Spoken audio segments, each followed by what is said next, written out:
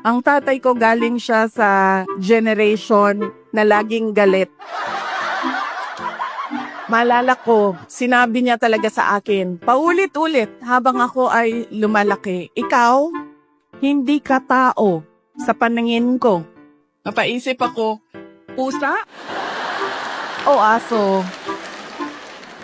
Hindi ka tao sa paningin ko kung hindi ka abogado o doktor. Alam mo, kung hindi mo ayusin yung law school mo, magiging kabit ka lang ng politiko.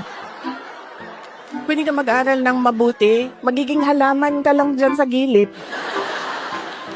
Ganyan yung force by which he emphasized into my brain that I need to become a lawyer.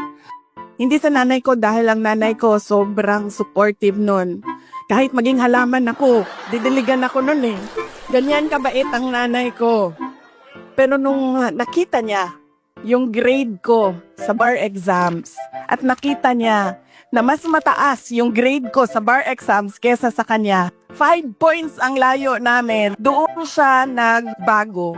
Pag every time nababanggit yung grade sa bar, hindi na siya talaga nagsasalita. Tapos lagi ko pa sinasabi sa kanya, partida yan pa ha, kasi hindi ako nag-aral eh.